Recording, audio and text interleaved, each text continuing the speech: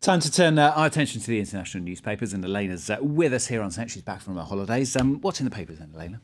Let's start in Egypt, shall we? One of the headlines this morning. The Indian National, which of course is the English language paper written in Abu Dhabi, they've got a piece written by the well-known Egyptian blogger Isander Al-Amrani, who blogs under the name The Arabist. Always interesting to have a look at if you're reading up on Egyptian politics. Of course, he's talking about the Mubarak verdict that came out on Saturday, which has sent thousands of protesters out onto the streets of Cairo in anger. He essentially agrees with them. He says this was a show trial. He reckons the real revolution in Egypt ended as soon as Hosni Mubarak was toppled.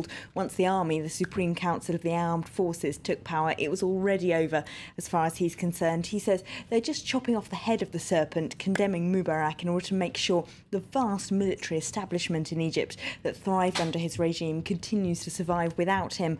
Of course, huge amounts of people who he thinks were involved in the massacres of protesters back last January and February have had no proceedings led against them at all. He reckons that what Egypt really needs is a kind of truth and reconciliation tribunal like the one that South Africa had after the end of apartheid, because of course once you've still got judges that worked under Mubarak judging, how can they possibly fairly judge the people that they once worked with?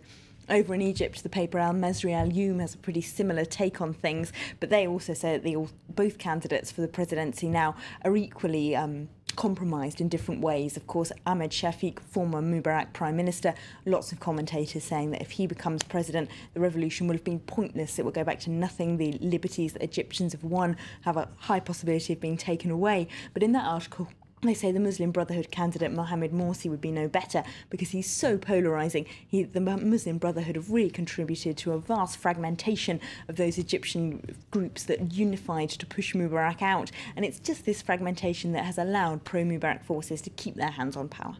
Now, you probably know that Elena has an election fascination. She's found us another one to look at. This one's in Mexico, isn't it? You should be glad I've not been banging on about this for months already. But it's now soon enough on the 1st of July for me to be allowed to bang on about the Mexican election. And there is actually a very interesting piece about it in The Independent. It's all about the PRI, the Institutional Revolutionary Party, who, as The Independent puts it, ruled Mexico for 70 years by stuffing ballot boxes, massacring pro-democracy protesters and bribing election officials.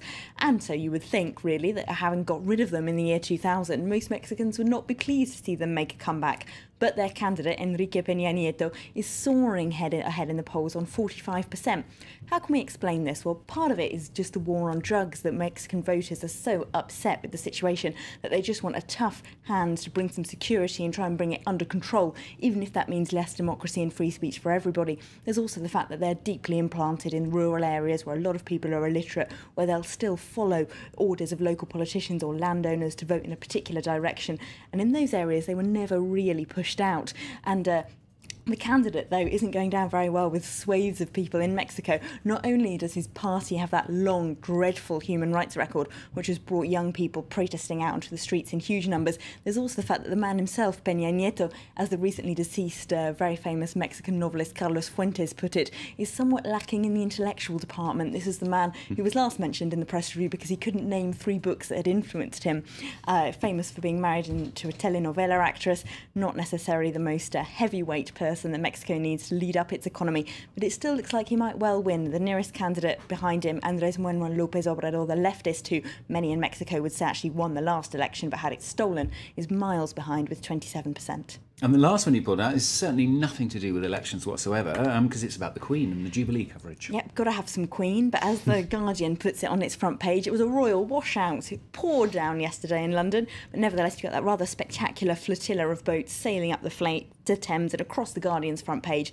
Guardian, of course, quite a left-wing paper. You might expect it to be rather Republican in its editorial today. Actually, they're hedging their bets. They're not too anti-royalist today. They say at least it was a beautiful celebration, but it's hard to see if the nation that it was meant to celebrate really exists.